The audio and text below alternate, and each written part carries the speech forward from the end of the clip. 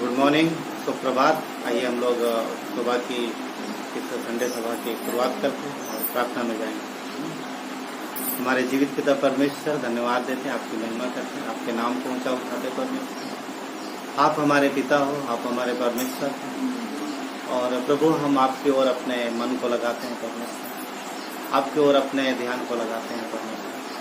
धन्यवाद देते हैं प्रभु ईश्वर, धन्यवाद देते हैं, राजाओं का राजा धन्यवाद देते हैं प्रभु। आपने कहा है कि जो डाली मुझ में बनी रहेगी वो बहुत फलेगी। प्रभु यीशु, आपने हमें अपने में लगा लिया परमेश्वर, हम आपके देह में हैं। और प्रभु यीशु, आपका वचन कहता है कि कोई भी मुझे आपके हाथ, प्रभु कोई भी आपके हाथ से हमें छीन नहीं सकता। धन्यवाद देते परमेश्वर इन वादों के लिए प्रभु। जगत के अंत तक मैं सदा तुम्हारे साथ प्रभु, ये आपके वादे हैं, आप हमारे साथ हैं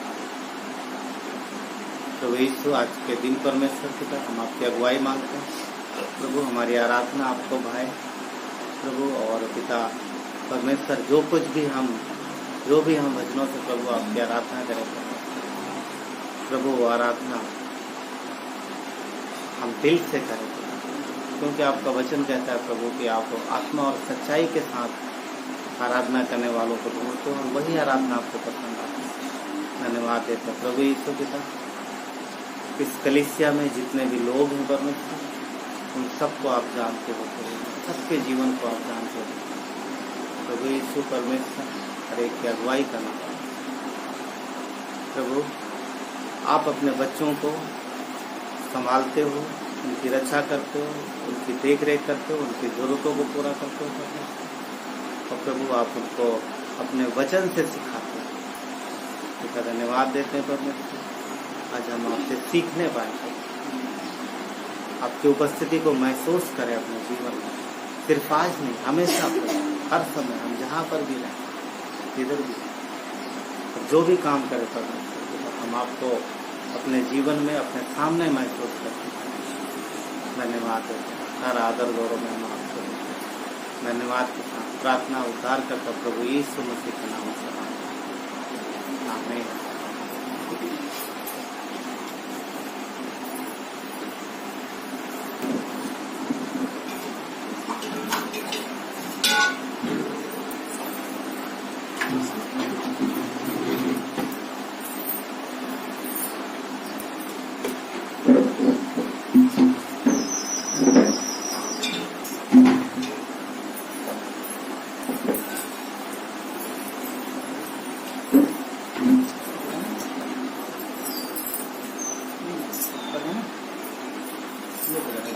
रब की होवे सना हमेशा, रब की होवे सना, हालेलुया। रब की होवे सना हमेशा, रब की होवे सना, रब की होवे बड़ा सराई,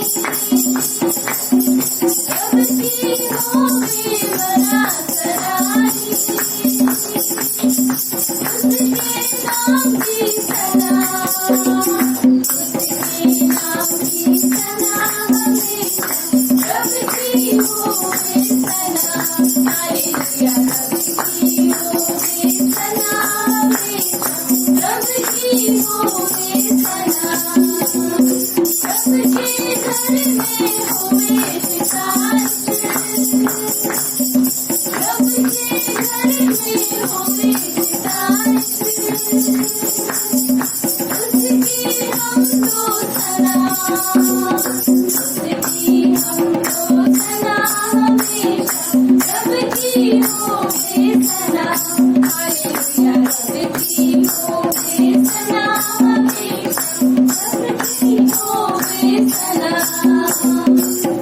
के जोर से बोल दीजिए, के जोर से बोल दीजिए, पर्वत बीन बजा, पर्वत बीन बजा हमेशा, रब की होवे सना, हालेलुया। रब की होवे सना हमेशा, रब की होवे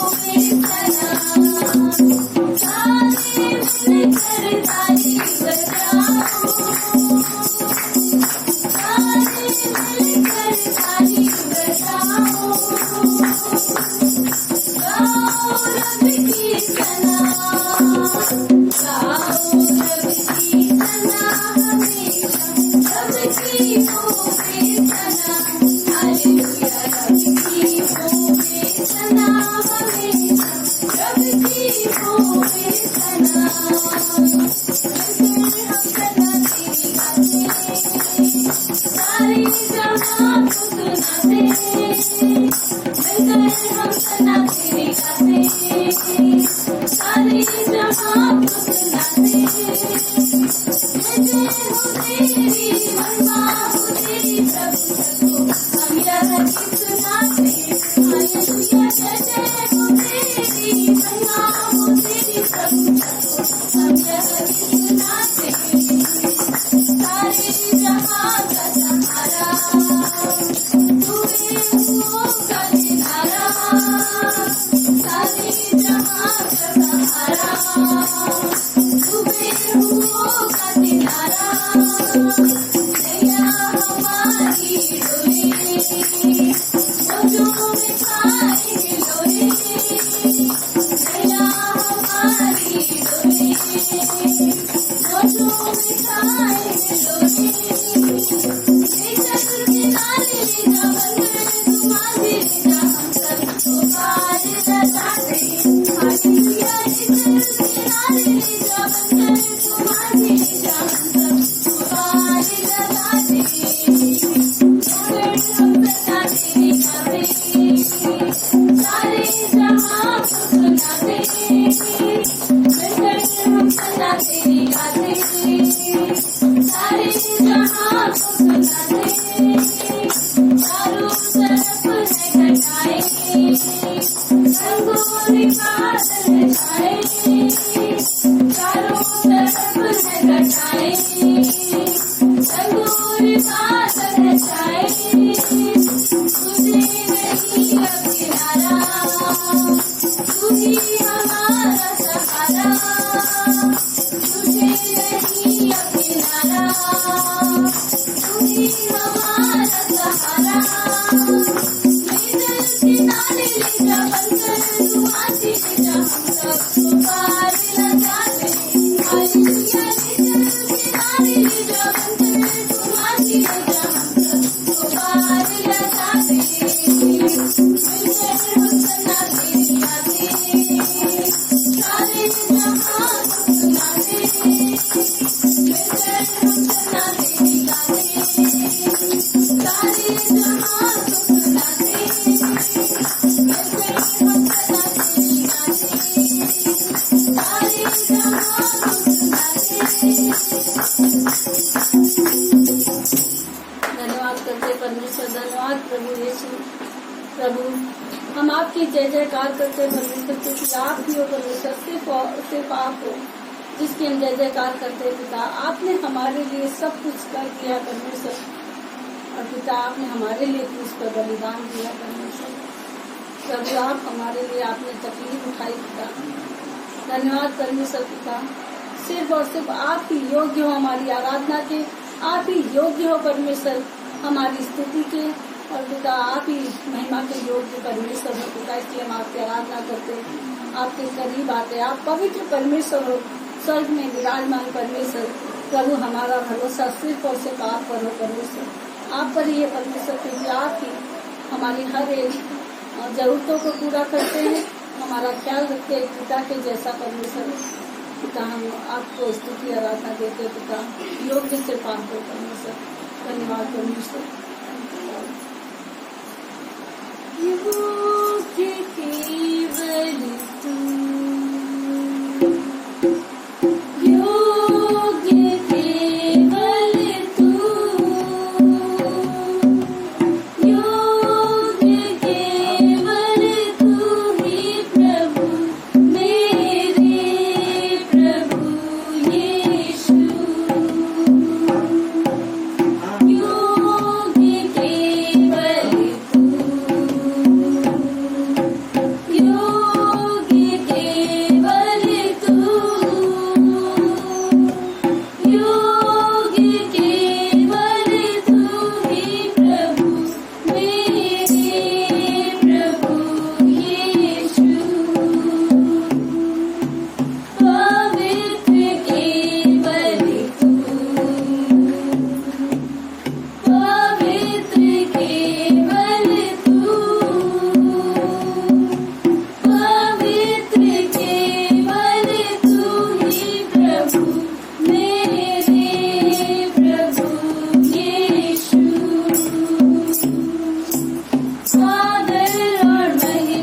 हो तेरी, आदर और महिमा हो तेरी, आदर और महिमा हो तेरी प्रभु मेरे प्रभु यीशु। योग्य केवल तू, योग्य केवल तू, योग्य केवल तू ही प्रभु मेरे प्रभु यीशु, मेरे प्रभु यीशु। धन्यवाद परमेश्वर प्रभु, आपके प्रेम के लिए परमेश्वर हम धन्यवाद करते हैं। आपका महान प्रेम परमेश्वर पिता, आपने जैसा हमसे प्रेम किया कोई नहीं कर सकता पिता।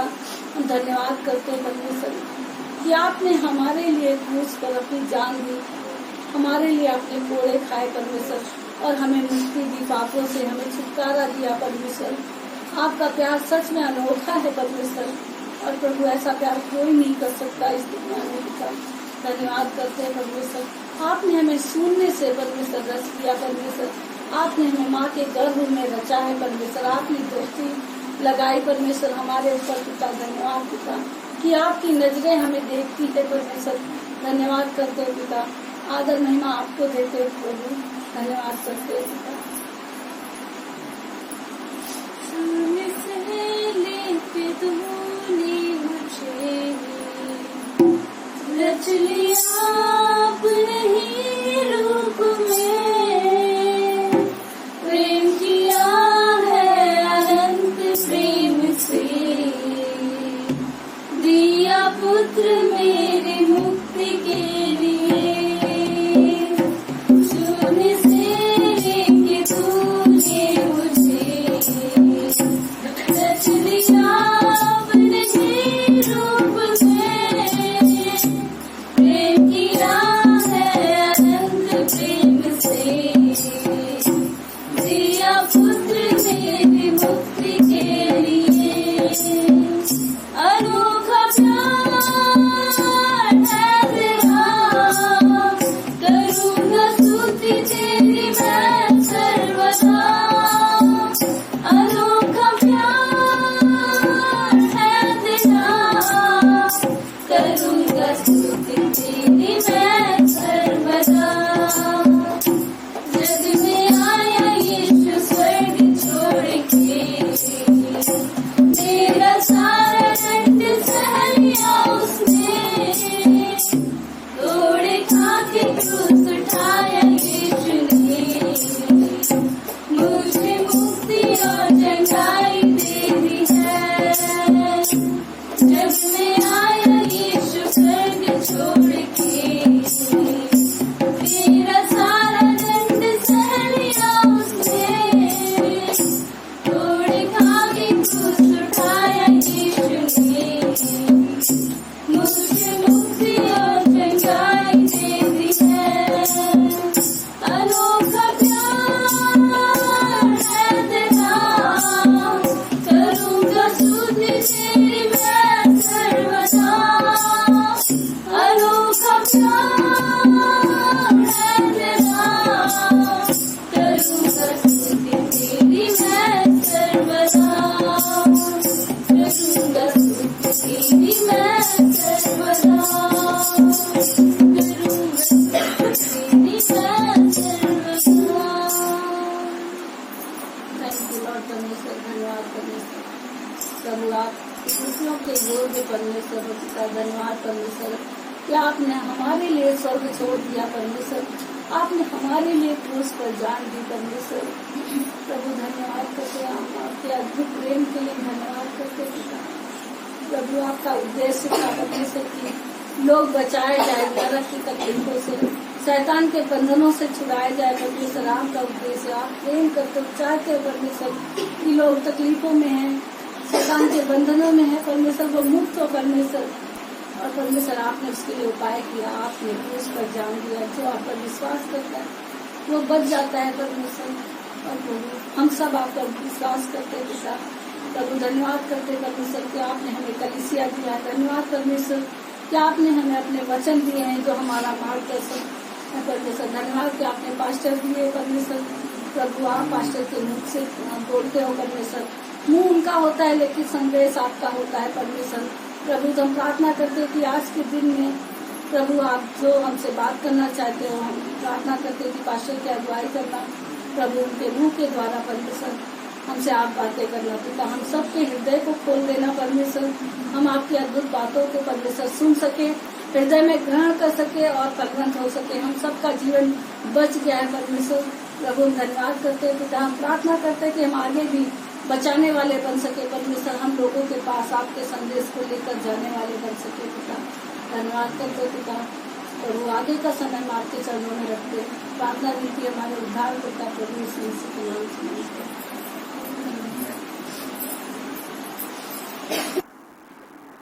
परमेश्वर की महिमा हो आज इस अच्छे दिन के लिए।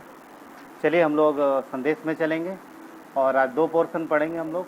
मत्ती का 5 अध्याय 13 से 16 और यूहन्ना का 3 अध्याय 14 से 15। ठीक है, तो हम पढ़ेंगे मत्ती का 5 अध्याय 13 से 16। यहाँ पर इस प्रकार लिखा है, तुम पृथ्वी के नमक हो, परंतु यदि नमक का स्वाद बिगड़ जाए तो फिर वो किस वस्तु से नमकीन किया जाएगा? फिर वो किसी काम का नहीं, केवल इसके कि बाहर फेंका जाए और मनुष्यों के पैरों के तले रौंदा जाए। तुम जगत की ज्योति हो।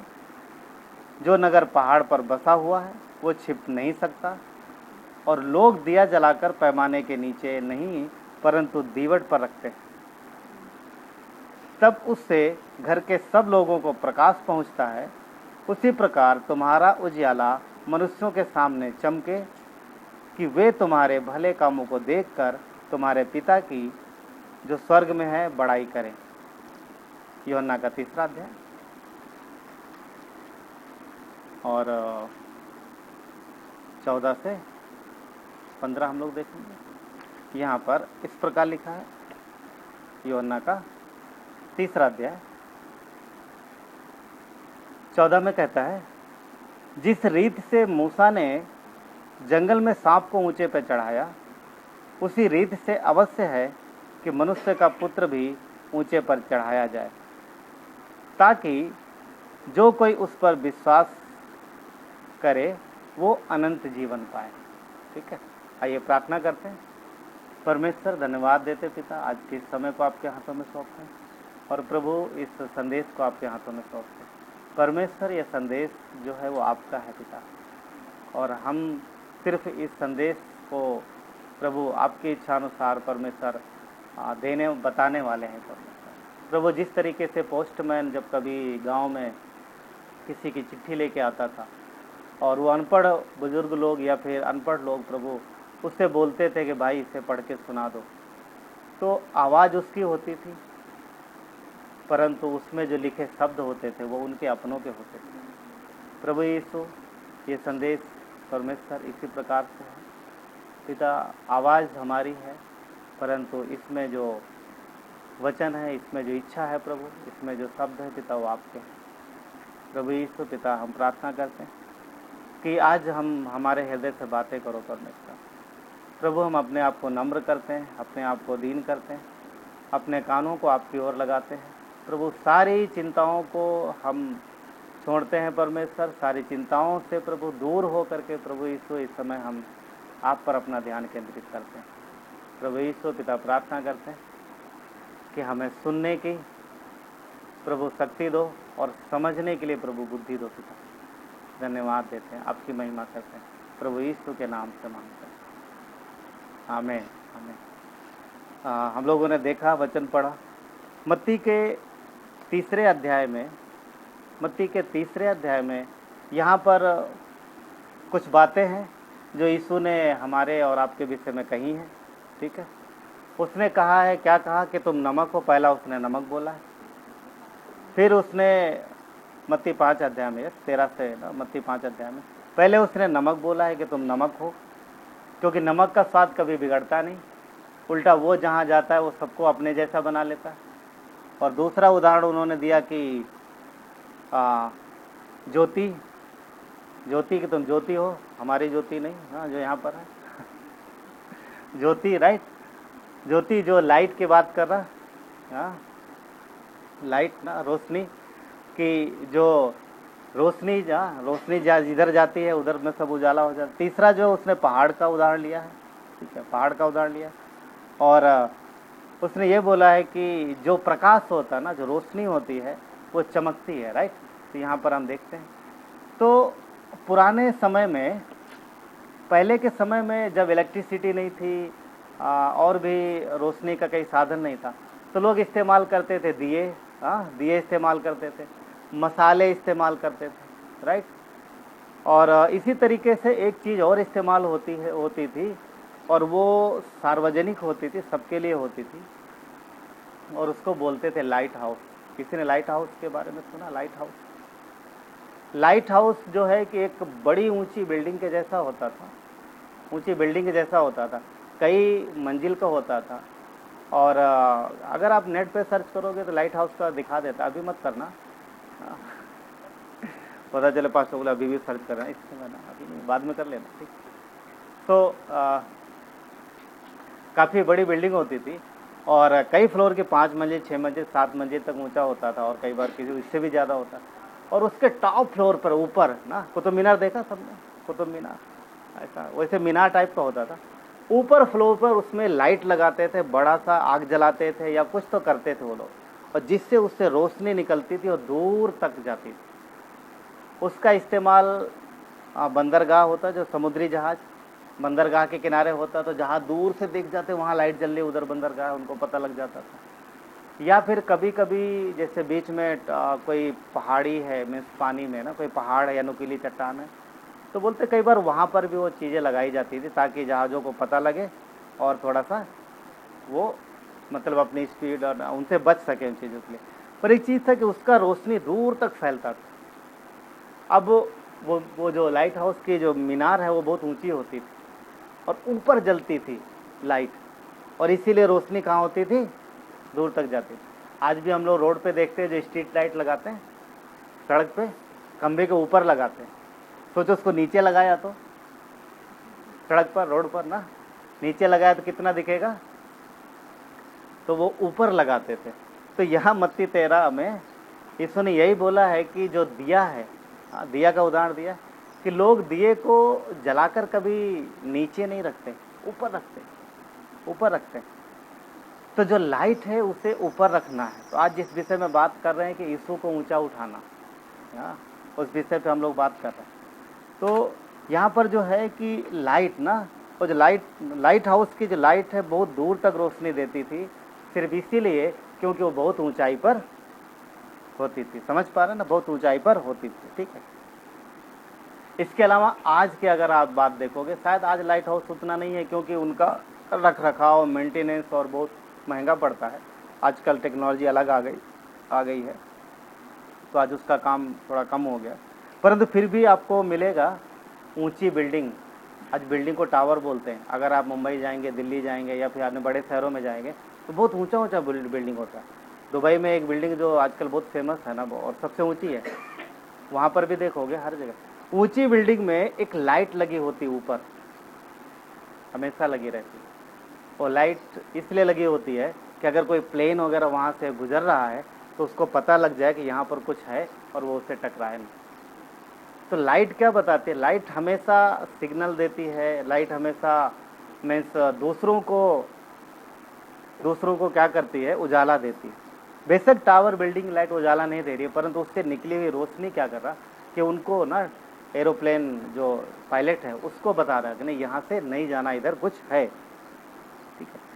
पर हर जगह जो भी देखेंगे वो लाइट जो है वो ऊंचाई पर ही लगाई जाती है, ऊंचाई पर ही लगाई जाती है। लाइट हाउस में जो लाइट जलाई जाती थी उससे जहाज़ों को सिग्नल मिलता था। हाँ, आज जो लाइट लगाई जा रही है ऊंचे टावर में हो कहीं पर भी, उसका भी कुछ मकसद है, राइट, इसलिए लगाई जाती है। अब यीशु ने मत्ती 5 में जो बोला, दिया का उदाहरण दिया, क्या बोला कि दिया कोई नीचे नहीं रखता।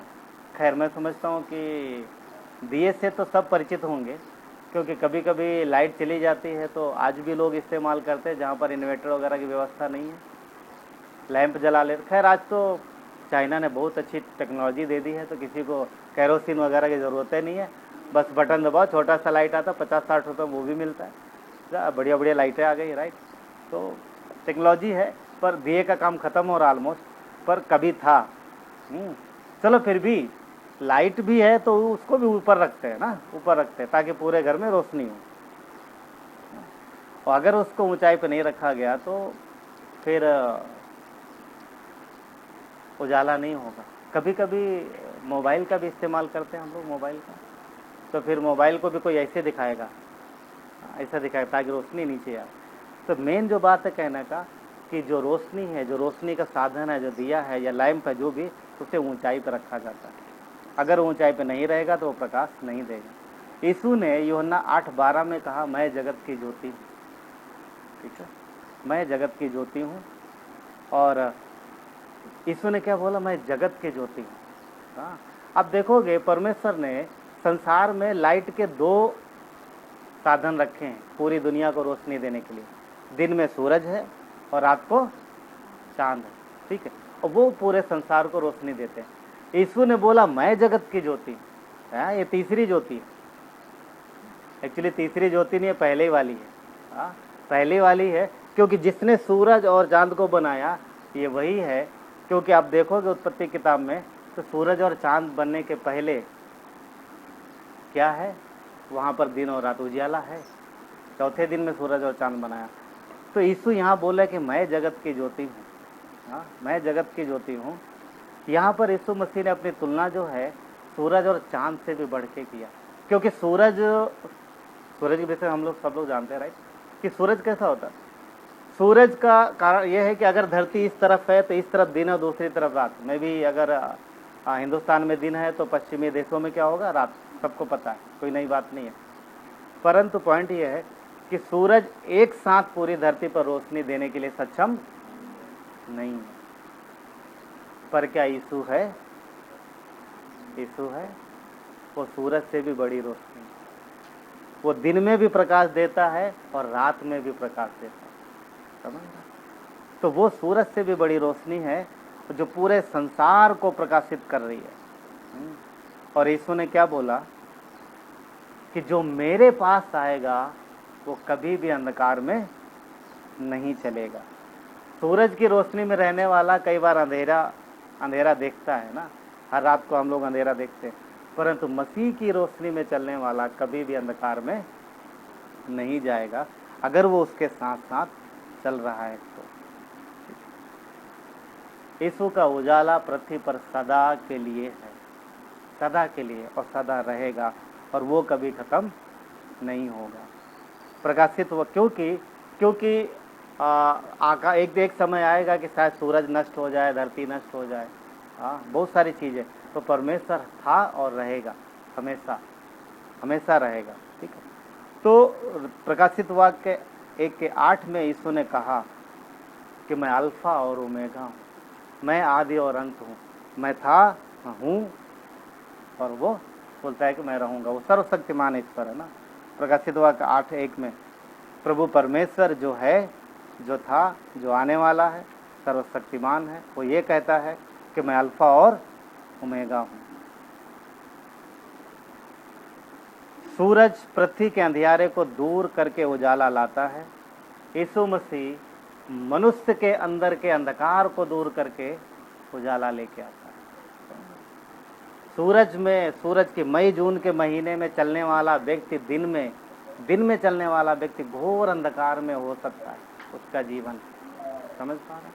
परंतु मसीह की रोशनी में चलने वाला व्यक्ति चाहे घोर अंधकार में भी चले तो भी वो अंधकार में नहीं रहेगा, ठीक है, तो भी वो अंधकार में नहीं रहेगा। यीशु ने कहा मैं जगत की ज्योति हूँ, मैं जगत की ज्योति, तो पूरे संसार की रोशनी, पूरे संसार की लाइट। और यीशु ने, देखिए, सूरज कभी किसी के साथ पक्षपात नहीं करता, वो सबको रोशनी देता। वचन कहता ना सबको रोशनी देता। तो क्या यीशु पक्षपात करता है?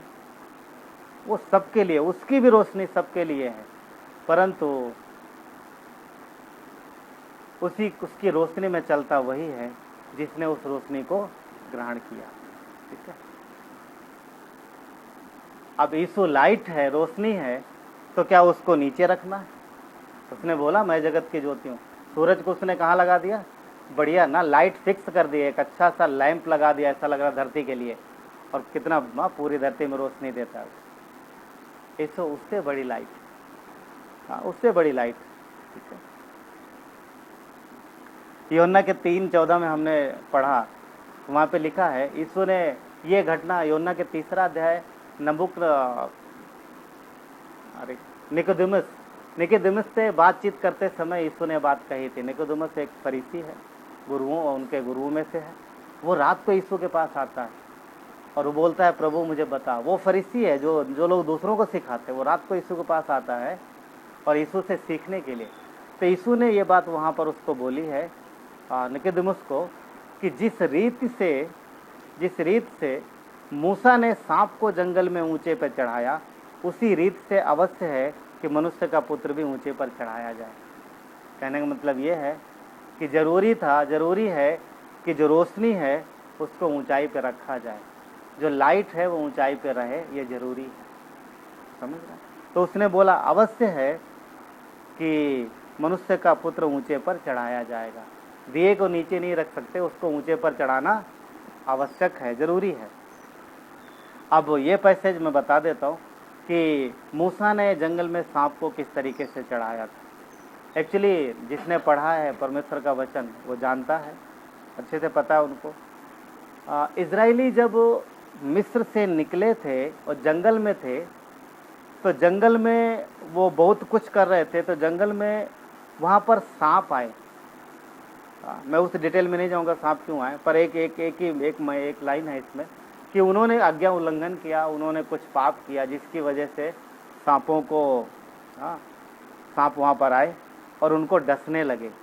तो जहरीले सांप थे, एकदम विषधर सांप, जहरीले सांप। मदारी वदारी आता तो बच्चे देख वैसे सांप को डर जाते, कुछ तो बड़े डर जाते। सॉरी, मदारी तो बंदर लेके आता ना, सपेरा सांप लेके आता। तो यहाँ पर भी लोग सपेरा, कई बार किसी बोले लाओ भाई गले में डाल देना, लाओ गले में डाल, तो सब दूर पीछे हटते। किसी के घर में कोई सांप आ जाए तो देखो फिर क्या हाल होता है, सांप अंदर, घर के लोग बाहर ना, ऐसा हो जाता है। तो यहाँ पर एक सांप नहीं है, एक सांप घर में घुसता है तो परेशान हो जाते हैं। किसको फ़ोन करते हैं ना, कभी उसको फ़ोन करो, कभी उसको फ़ोन करो, होता है।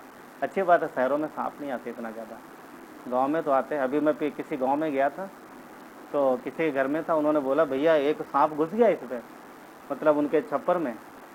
मैंने बोला निकाला आपने? बोलता इसी के अंदर है। तो बोला सोते कैसे हो? तो वो ऊपर सोता, हम नीचे सोते। तो आज भी ना गांव एरिया में आज भी रहते हो, बोलते हम नीचे चारपाई पे सो जाते, ऊपर अपना उसी में छप्पर में सोता रहता हो। हिम्मत है उनके पास ना, हिम्मत है। मगर अगर कभी कभी अगर दिख जाता है तो लोग उसको हटाए बिना रुकते नहीं। यहाँ पर क्या हो रहा, यहाँ जंगल में छावनी पड़ी है, सब इजरायली लोग रह रहे हैं अपनी छावनी डाल करके, और सांप आ रहे हैं, एक नहीं बहुत सारे सांप आ रहे हैं, बहुत सारे सांप, और कई सारे लोगों को काट रहे हैं, और जिसको काटता वो मर रहा है। तो लोग परेशान हो गए, अरे परमेश्वर की सुरक्षा थी अभी तक, ये कहाँ से हमला, ये अटैक कहाँ से हो गया, कहाँ से हमला हो गया। भागे भागे सब मूसा के पास गए, मूसा के सामने खड़े हो गए, अरे हमें सांप काट रहे हैं, क्या करें? प्रभु से प्रार्थना कर कि ये मुझे बचाए। यहाँ पर एक चीज़ है, मुझे लगता है उनको खुद भी प्रार्थना करनी चाहिए। ठीक है, मूसा के पास आना अच्छी बात है, क्योंकि वो अगुआ था, समस्या का उन्हें हल समझ नहीं आ रहा था, इसलिए अगुआ के पास आए। अपने मूसा को बोल सकते पूरे 20 लाख लोगों का अकेला पास्टर था, कैसा क्या हाल होगा उसका, सोचो ना। 20 लाख लोग, अकेला पर्सन है, और सब उसी के पास आते हैं। कभी सोचना बैठ के घर पे, इमेजिन करना आपको 20 लाख लोगों के ऊपर लीडर ठहरा दिया जाए और हर छोटी बड़ी समस्या आपके पास आए, तो कैसे हल करोगे और अपने लिए समय कब निकालोगे? इसीलिए सोचो ना, 20 लाख लोग, 20 लाख लोग। कानपुर में पता कितने लोग हैं? लगभग 40 लाख,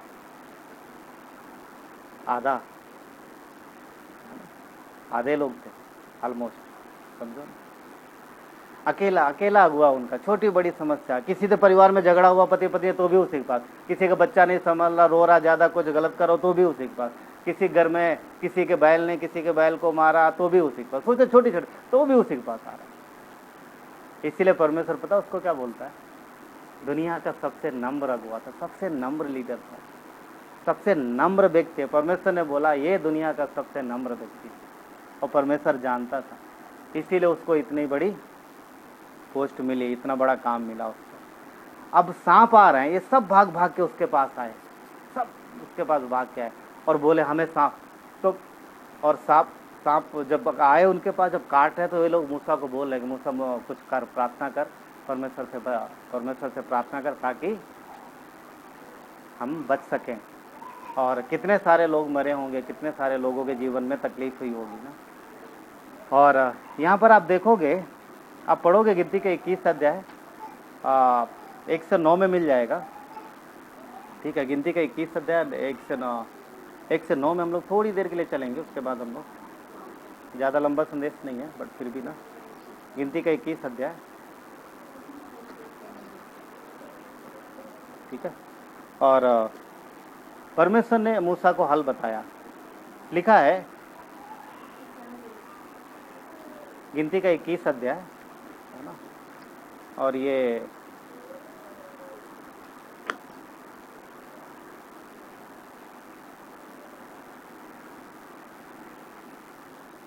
देखिए कारण इसमें लिखा हुआ है कि सांप क्यों आए उनके जीवन में।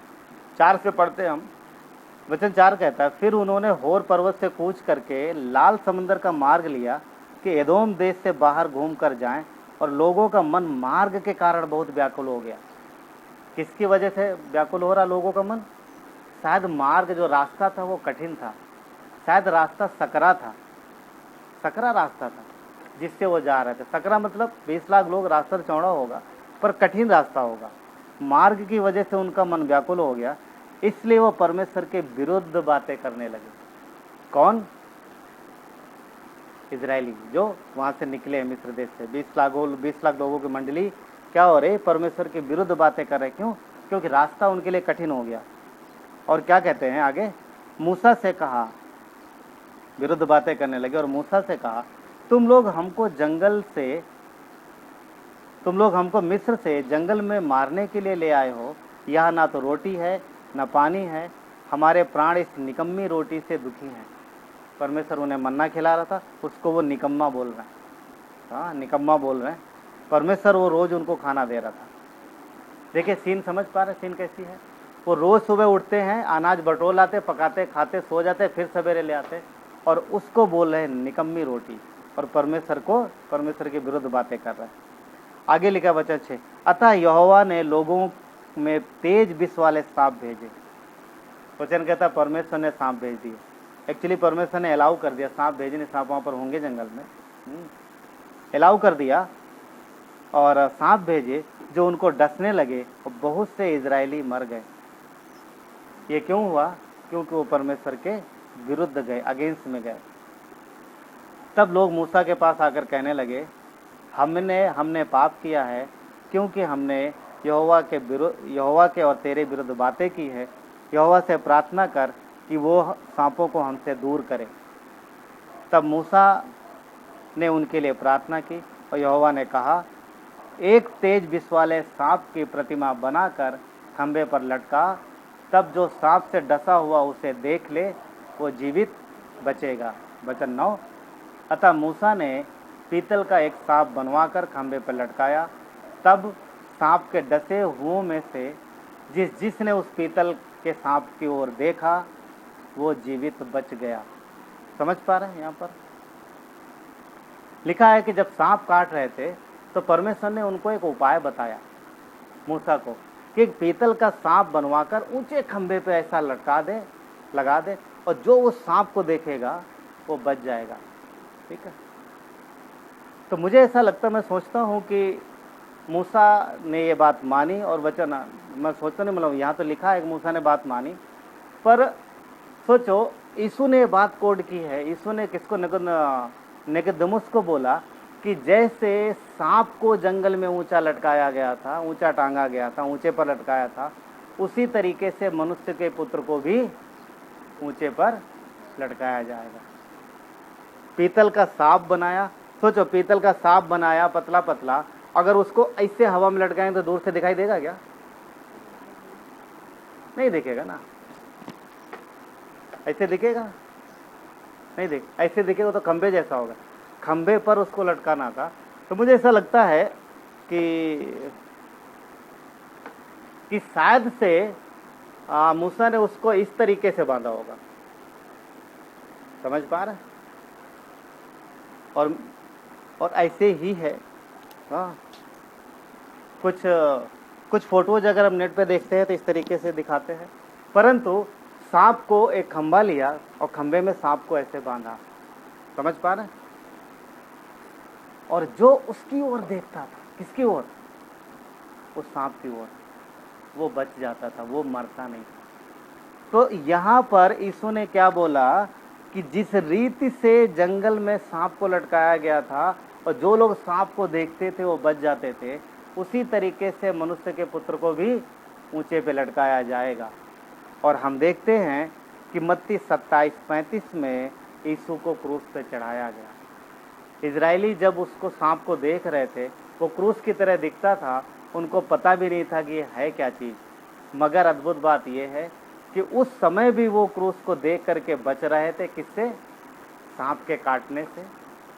और यहाँ पर वही रियल क्रूस, सही में जो क्रूस है, जो उस समय उनको प्रतीक के रूप में था, मसीह यीशु के रूप में यहाँ पर दिखाई देता है। मसीह यीशु के रूप में यहाँ पर दिखाई देता है।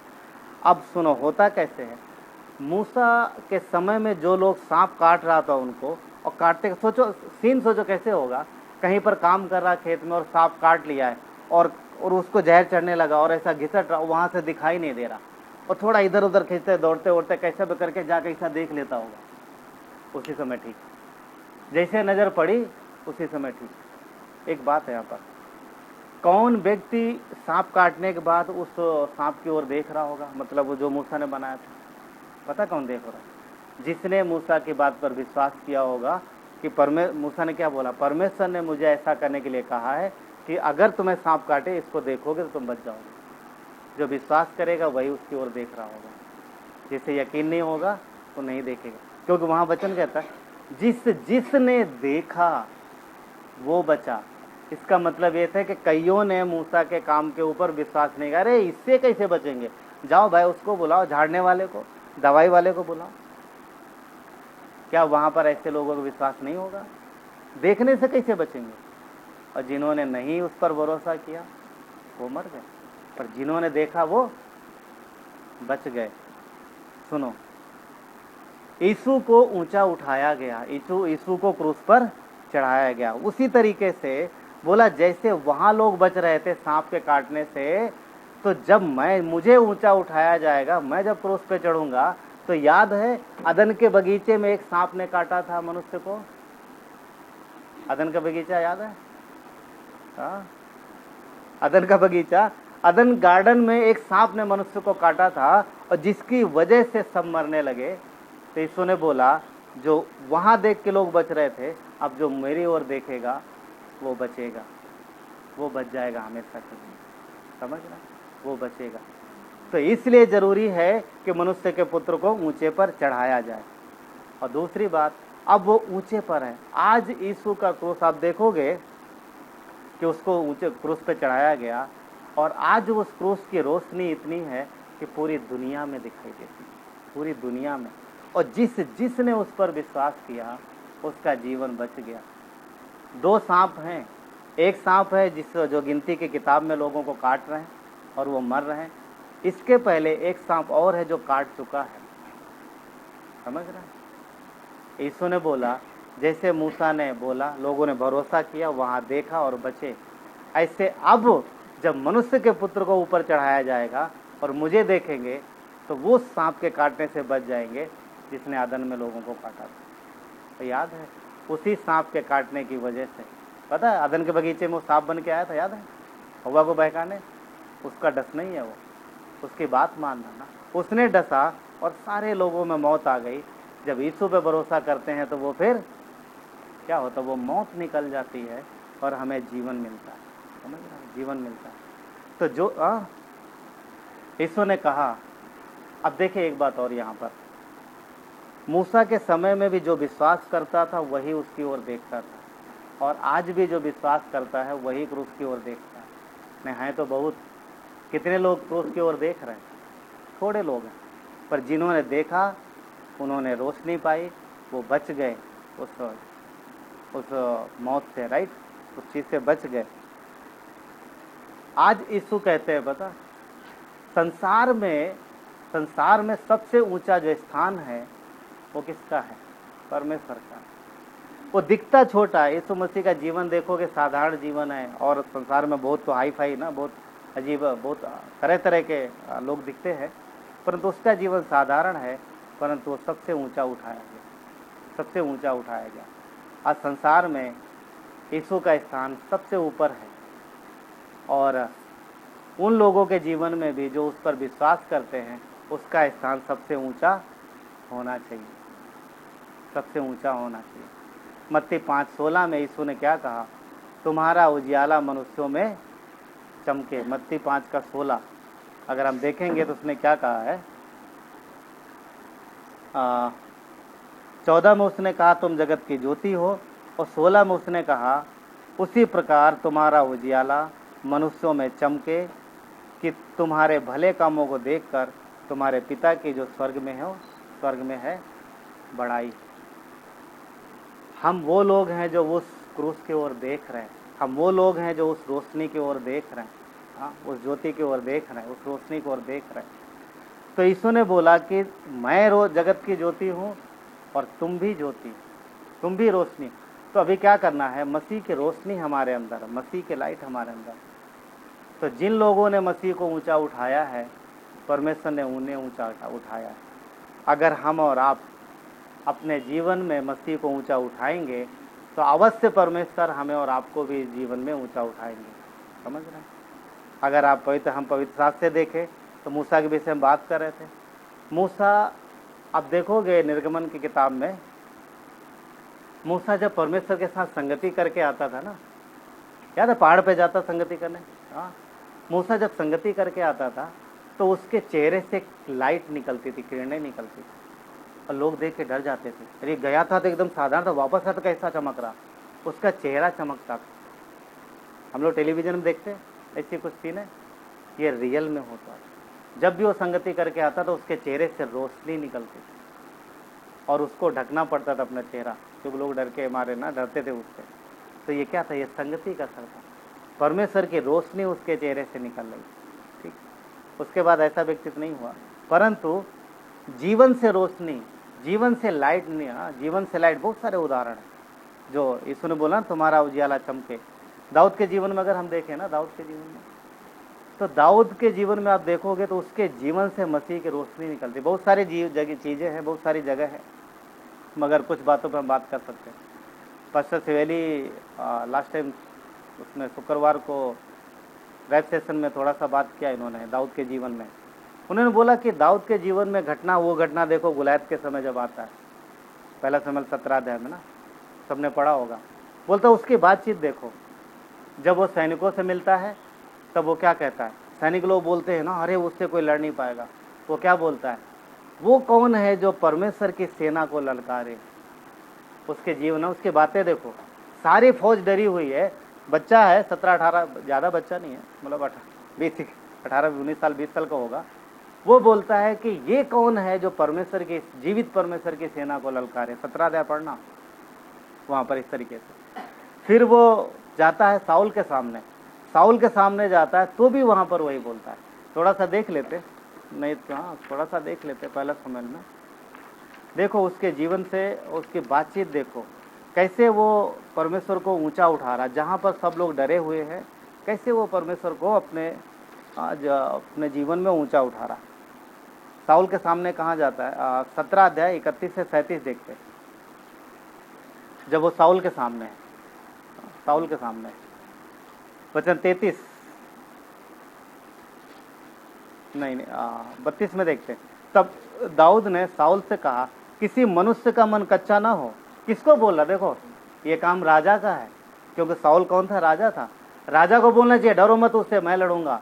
अब ये यहाँ से जाता है, बोलता है राजा डर मत, किसी का मन उससे कच्चा ना हो, डरो मत उससे। क्या बोलता है? डरो मत उस फिलिस्ती की वजह से, किसी का मन कच्चा ना हो, तेरा दास जाकर लड़ेगा उससे। बोलता मैं लड़ूंगा जाकर के। अब देखो साउल ने क्या कहा? साउल ने दाऊद से कहा, तू जाकर उस फिलिस्ती के विरुद्ध युद्ध नहीं कर सकता। क्यों नहीं कर सकता भाई? मैं तो जाऊंगा। बोलता नहीं, क्योंकि तू लड़का है। और वो तू लड़का है, लिखा है तू लड़का है, और वो लड़कपन से योद्धा है। देखो डरा रहा उसको। एक तो ऐसा लग रहा है जैसे कि एक्चुअली डरा नहीं, पर सच्चाई बता रहा। साउल डरा नहीं रहा वहां पर, परंतु सच है। क्यों? क्योंकि साउल उसको जानता नहीं ठीक से।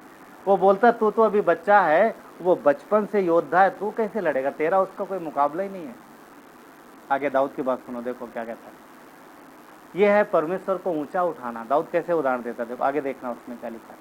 दाऊद ने साउल से कहा, तेरा दास अपने पिता की भेड़ बकरी चराता था, और जब कोई सिंह या भालू मेमने को उठा ले जाता था, तब मैं उसका पीछा करके उसे मारता था। किसको? शेर और भालू को, जंगली शेर और भालू को। सिंह लिखा है एक्चुअली, क्या लिखा? सिंह लिखा, शेर लिखा है। हाँ, सिंह लिखा ना, और सिंह बहुत खतरनाक होता है। हाँ, आगे लिखा है, तब मैं उसका पीछा करके उसको मारता था, और मेमने को उससे मुंह से छुड़ा लेता था। उसके मुंह से, शेर के मुंह से छुड़ा लेता था। बचपन में लड़का है बोलता, फिर भी मुंह से छुड़ा लेता था। और जब वो मुझ पर हमला करता था, किस पर? पलट के दाऊद पर, क्योंकि शेर के मुंह से आप शिकार छीनोगे तो आपको छोड़ेगा क्या? नहीं छोड़ेगा ना। तो बोलता जब पलट के मुझ पे हमला करता था, तब मैं उसके बाल पकड़कर उसे मार डालता था। कितनी ताकत होगा यार, समझो ना। दाऊद के पास बचपन से बाल पकड़। पर पॉइंट यहाँ बोलने का मतलब क्या है कि वो राजा के सामने परमेश्वर को उठा रहा कैसा। अब आगे देखिए, कहा है तेरे दास ने सिंह और भालू दोनों को मारा है, वो खतना रहित फिलिस्ती उसके समान हो जाएगा, क्योंकि उसने जीवित परमेश्वर की सेना को ललकारा। समझ रहे? उसने ये नहीं बोला नहीं मुझे एक्सपीरियंस है, मैंने शेर को मारा है, मैंने भालू को मारा है, मैं इसको भी मार दूंगा, मेरे पास बहुत ताकत। खुद को नहीं उठाया उसने, खुद की बड़ाई नहीं की उसने। किसकी की? परमेश्वर को ऊंचा उठाना हमारे जीवन से। वो ऊंचे स्थान पर, परमेश्वर ने यीशु को ऊंचे स्थान पर रखा है, और हमें भी उसे ऊंचे स्थान पर रखना है। जब गुलायत के सामने जाता है तो गुलायत उसको क्या बोलता है? देखो 41 में, जब लड़ाई के लिए जाता है तो फिलिस्ती, आगे लिखा फिलिस्ती चलते चलते दाऊद के निकट पहुंचने लगा, तो जो व्यक्ति उसकी ढाल लिए था वो उसके आगे आगे चला। और जब फिलिस्ती ने दृष्टि करके दाऊद को देखा, तब उससे तुच्छ जाना, क्योंकि वो लड़का ही था, और उसके मुंह पर लाली झलकती थी। मतलब चेहरे पे लाली थी, इतना वो यंग था इतना ना अभी। और आगे लिखा था वो सुंदर था। तब फिलिस्ती ने दाऊद से कहा, क्या मैं कुत्ता हूँ जो तू लाठी लेकर मेरे पास आता? उसके पास तलवार, भाला, ढाल, और ढाल उठाने वाला हथियार, ढाल लेने वाला दूसरा व्यक्ति, और दाऊद सिर्फ लाठी लेके गया। तो बोलता है क्या मैं कुत्ता हूँ? तूने मुझे कुत्ता समझा, लाठी से मारने आ रहा मुझे? तब आगे लिखा है कि अपने देवताओं का नाम ले लेकर के वो कोसने लगा। और वचन 44, फिर फिलिस्ती ने दाऊद से कहा, मेरे पास आ, मैं तेरा मांस आकाश के पक्षियों और वन पशुओं को दूंगा। दाऊद ने कहा फिलिस्ती से, तू तलवार और भाला और सांग लिए हुए मेरे पास आता है, परंतु मैं सेनाओं के यहोवा के नाम से तेरे पास आता हूँ, जो इज़राइल का परमेश्वर है, तूने उसे ललकारा है। समझ पा रहे? माइंडसेट देखो यहाँ पर, दाऊद का सोच देखो, उसके बातें देखो। क्या उसने परमेश्वर को ललकारा था? देखा जाए तो नहीं, उसने इज़राइल की सेना को ललकारा था। परंतु दाऊद किस हिसाब से देख रहा, सोच क्या है कि तूने जीवित परमेश्वर की सेना को ललकारा है, क्योंकि दाऊद जानता था कि हम लोग किसके लोग हैं। हम किसके लोग हैं? हम परमेश्वर के लोग हैं, और इन्होंने परमेश्वर के लोग को परमेश्वर की सेना को ललकारा। समझ रहे? तो दाऊद इस स्थान पर था। दाऊद का माइंडसेट देखो, तो दाऊद के जीवन में जो विश्वास झलकता है, जो बातें झलकती हैं, वो इस लेवल की हैं कि कोई भी परिस्थिति आ जाए वो वहाँ से डिगता नहीं है, हिलता नहीं है। पूरा देश एक तरफ है और एक अकेला लड़का एक तरफ है। समझ पा रहे? और मुझे आप ध्यान से देखो तो इजराइल एक तरफ है, फिलिस्तीन एक तरफ है और बीच में दाऊद, गुलायत भी उसी तरफ है। सब गुलायत से डरे हुए हैं। फिलिस्तीनी तो खुश है क्योंकि उनके पास ऐसा योद्धा है, इजरायली डरे हुए हैं, कोई लड़ नहीं सकता। पूरा इजराइल देश एक तरफ, एक अकेला लड़का एक तरफ। क्या ताकत से लड़ा? विश्वास से लड़ा। जिसने विश्वास किया उन्होंने उस सांप की ओर देखा और वो जीत गए, वो बच गए। समझ रहे? वो बच गए। हमारे जीवन में हम यीशु को किस नज़र से देखते हैं ये मायने रखता। क्या हम अपना दिया नीचे रखते हैं? जो परमेश्वर ने, जो मसीह, उसने क्या बोला? मसीह की रोशनी हमारे अंदर है। क्या उस रोशनी को हम नीचे रखते हैं या फिर हम ऊपर रखते हैं?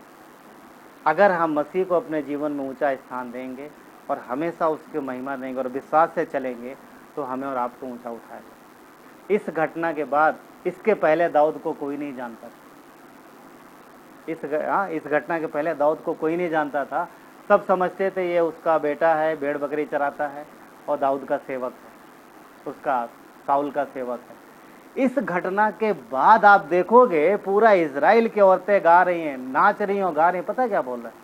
क्या बोल रहे हैं? साउल ने हजारों को मारा, दाऊद ने लाखों को मारा। इसी घटना के बाद पढ़ो, वहां पे लिखा, पूरा इजराइल गा रहा, नाच रहा और बोल रहा है कि साउल ने हजारों को मारा और दाऊद ने लाखों को मारा। दाऊद ने कितनों को मारा था? सही में दाऊद ने कितनों को मारा था? गुलायत को, एक को। उसी की तलवार से उसका सर काटा था, एक को मारा था। पर क्या बोले? उसने लाखों को मारा। क्यों? क्योंकि लाखों की सेना एक आदमी से डरी हुई थी और उसके सामने नहीं जा रही थी। समझ पा रहा? क्यों ऐसा क्यों हुआ? दाऊद को क्यों रातों रात हीरो बन गया? उसने परमेश्वर को ऊंचा उठाया। उसने अपने दिए को पैमाने पे नहीं, नीचे पैमाने पे रखा, अपने दिए को ऊंचे पे रखा। और अगर वो नीचे रखता, बाकी सब के दिए, बाकी सब तो परमेश्वर के लोग थे, परंतु सब डरे हुए थे। क्यों? उनका दिया नीचे। उन्होंने उस लेवल में जाने नहीं, उस तरीके से विश्वास ही नहीं रखा, उन्होंने भरोसे नहीं रखा। और परमेश्वर ने दिखाया कि देखो मैं एक बच्चे के द्वारा क्या कर सकता हूँ। क्यों? क्योंकि मैं जीवित परमेश्वर हूँ, है ना। यूसुफ के जीवन में भी ऐसा आया। यूसुफ के जीवन के विषय में देखेंगे, उसको भी मौके मिले परंतु उसने भी परमेश्वर को उठाया। पोतीपोर की स्त्री के सामने भी उसके पास मौका था और जब वो राजा बन गया तब अपने भाइयों से बदला लेने के लिए उसके पास मौका था। उन्होंने उसे धोखा दिया, सबको मार सकता था परंतु उसने माफ किया। क्यों? क्योंकि परमेश्वर को देखा और उसने अपने दिए को दीवट पर रखा। राइट। और नए नियम में अगर साउल को देखेंगे, साउल यानी जो पौल है, जो पौलुस है, वो मसीह लोगों को सताने के लिए उसको धुन सवार थी, उसको धुन सवार थी मसीह लोगों को सताने के लिए। पर जब उसने रोशनी देखी, प्रेतों काम में देखोगे आप, जब उसे यीशु दिखाई दिए प्रेतों काम में 9 में 1 और 2 वचन में, तो उसने यीशु को देख लिया, यीशु की रोशनी देख ली और वो लाइट उसके अंदर आ गई। यीशु ने बोला मैं जगत की ज्योति हूँ पौल, अब तू भी जगत की ज्योति। क्यों?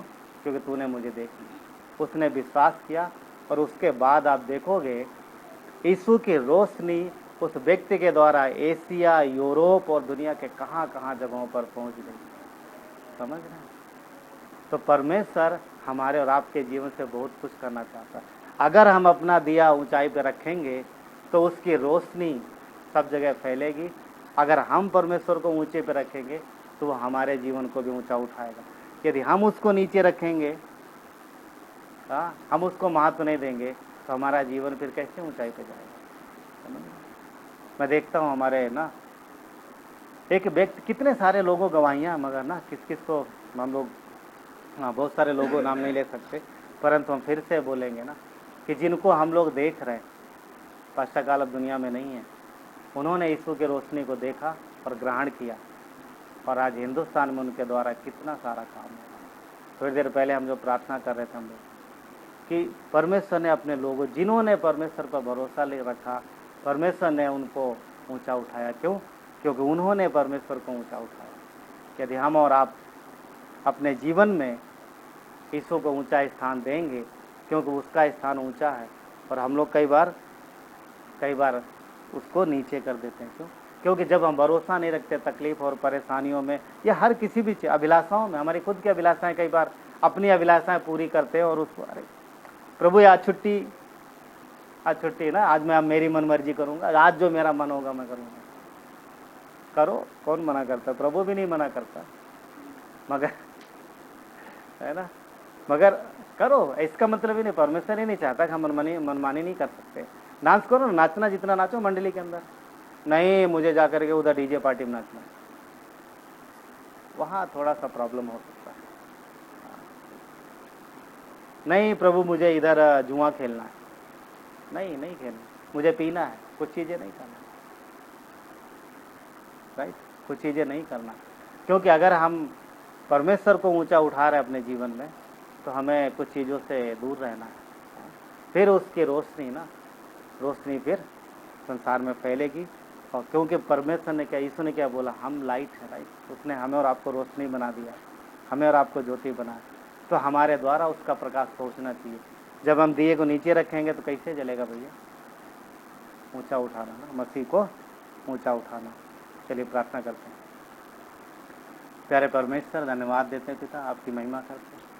प्रभु यीशु, आपने कहा कि अवश्य है कि मनुष्य के पुत्र को ऊंचा उठाया जाए।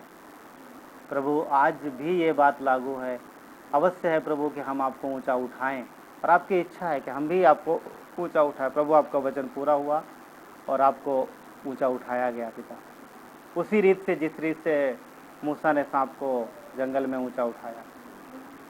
और प्रभु यीशु, आप चाहते हो कि आज आपके बच्चों के जीवन में आपको ऊंचा स्थान मिले, हम आपको ऊंचा उठाएं प्रभु। अगर हम आपको ऊंचा उठा रहे हैं तो प्रभु हमारा जीवन स्वयं ऊंचा उठा जाएगा, क्योंकि परमेश्वर आप हमारे अंदर हो चुके। प्रभु यीशु, हम प्रार्थना करते हैं कि जो लोग आपके देह में हैं परमेश्वर, प्रभु हर एक के जीवन में कार्य करो परमेश्वर। और प्रभु आपके लोग पिता आपको ऊंचा स्थान दें प्रभु, आपको ऊंचा उठाए परमेश्वर। परिस्थितियों के हिसाब से सोच विचार बदले ना, विश्वास डगमगाए ना प्रभु। परमेश्वर पिता, प्रार्थना करते हैं आप हर एक को ब्लेस करो प्रभु। थैंक यू, धन्यवाद देते हैं, सारा आदर गौरव महिमा आपको देते हैं। प्रार्थना विनती उद्धार करता प्रभु यीशु मसीह के नाम से मांगते हैं, आमीन।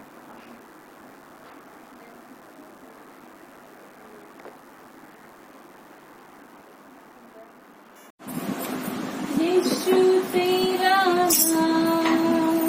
सबसे ऊंचा है, यीशु तेरा नाम सबसे ऊंचा है। इस नाम में है मुक्ति, इस नाम में है शक्ति, इस नाम में है शांति, इसका पूरा संग्राम। इस नाम में है जिंदगी, यीशु है वो नाम। इस नाम में है बंदगी, यीशु है वो नाम। यीशु तेरा नाम सबसे ऊंचा है, यीशु तेरा नाम सबसे ऊंचा है। बीमारी से, गरीबी से, श्राप से है छुड़ाता, वो नाम है जो अंधों को रोशनी है दिखाता। बीमारी से, गरीबी से, श्राप से है छुड़ाता, वो नाम है जो अंधों को रोशनी है दिखाता। इस नाम में है जिंदगी, यीशु है वो नाम। इस नाम में है बंदगी, यीशु है वो नाम। यीशु तेरा नाम सबसे ऊंचा है, यीशु तेरा नाम सबसे ऊंचा है। इस नाम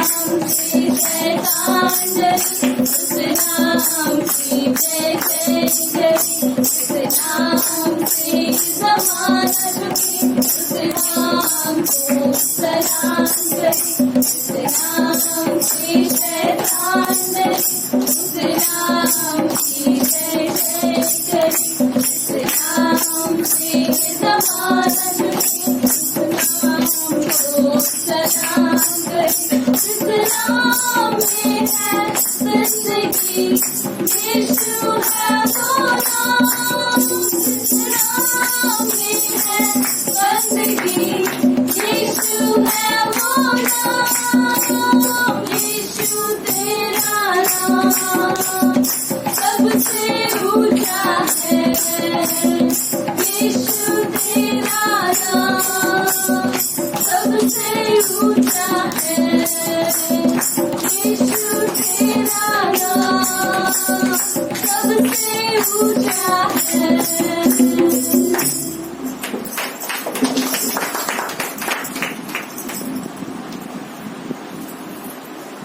परमेश्वर धन्यवाद देते प्रभु यीशु, आपकी महिमा करते, आपके नाम को ऊंचा उठाते हैं। आपका नाम सब नामों में श्रेष्ठ है प्रभु। थैंक यू, धन्यवाद प्रभु। आपने हमें अपनी ज्योति कहा है प्रभु। आपने कहा कि तुम जगत की ज्योति हो। और प्रभु यीशु, ये तभी होगा जब हम आपको ऊंचा स्थान दें, ताकि हमारी रोशनी प्रभु दूर तक चमके, दूसरों को भी, दूसरे के जीवन को भी प्रकाशित करे। परंतु यदि हमने उस लाइट को नीचे रखा तो प्रभु कुछ भी उससे प्रकाश नहीं होगा। प्रभु इस लाइट चमकती है प्रभु, आपकी रोशनी हम देखते हैं पूरे संसार में प्रभु आज चमक रही है। हर जाति से, हर भाषा से, हर जगह से लोग प्रभु आपके पीछे चले हैं। धन्यवाद देते परमेश्वर, आपकी महिमा करते, आपके नाम को ऊंचा उठाते प्रभु। हर एक को ब्लेस करो प्रभु, जो सुन रहे हैं पिता, जो यूट्यूब में देख रहे हैं पिता, प्रार्थना करते उनके जीवन में भी प्रभु आप आशीष दें। और प्रभु आपके नाम को ऊंचा उठाएं प्रभु। धन्यवाद देते, आपकी देह को प्रभु मजबूत करो पिता, और आपकी देह से परमेश्वर आपका प्रकाश दूसरों के जीवन में भी जाए और दूसरों को भी प्रकाशित। धन्यवाद देते, आपकी महिमा प्रभु यीशु के नाम से।